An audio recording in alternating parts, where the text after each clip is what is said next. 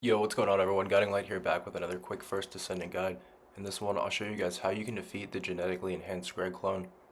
Now, this mission, it can be extremely difficult your first time trying to get through it, due to the matchmaking with random players without mics, and also the fact that you just don't have extremely high level loot if this is your first time doing it. Now, on top of this, it's also going to have a pretty crazy mechanic in it, unlike any other boss, where they will occasionally spawn these airstrikes on you. If I remember correctly, there was actually one other boss somewhere during the beginning of the game that did have this mechanic in it. However, it did not drop the airstrikes anywhere near as quickly, and I don't remember them being one hit kill either. So very quickly, I'll show you guys how you can actually take this boss down. Now, the first tip I can give you is to actually go and put on a shotgun. Next, you want to make sure that you're always getting ready to sprint. The only way that you can get out of these rings or these like airstrike attacks is to be in the sprint mode. Now, if you're in the air and moving at the same time, that will count as well, but it's not guaranteed, like if you have the sprint activated.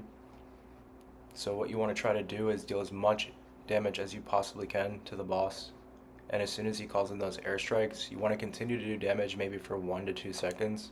And then as soon as that's over, you want to immediately sprint. And try your best not to even turn it off or get out of it. Just leave it on until it's completely over.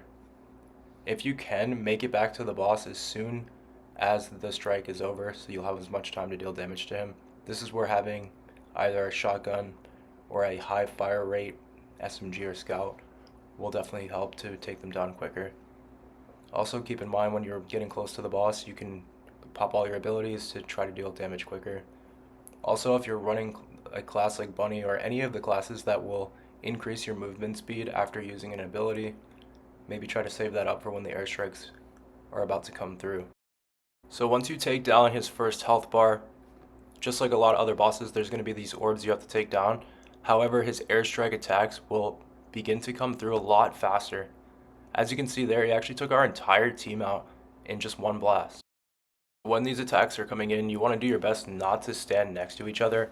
However, I do know it's a little difficult sometimes, especially given that the room is so small. The best tip that I can give you, besides just dodging all these attacks, is to either have a shotgun or a launcher on. That way, when you do get up close to actually do damage to the boss, you can do as much as possible at once. Now, just like normal, you want to break the orbs in order to take the shield down, and then you'll be able to deal damage again. Now, as soon as you do break that shield, you want to take him out as fast as you can.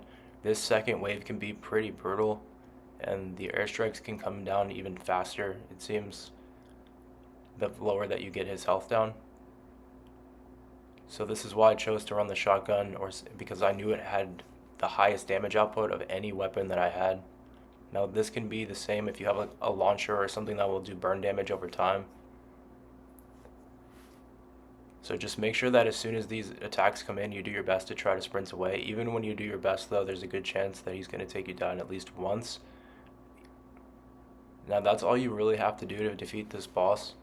After you defeat it the first time, I don't think it'll be as hard, anywhere near as hard, to come back through here and defeat it again, unless you are running on the newer hard difficulty. So hopefully this helps you guys out, and I will catch you in the next one.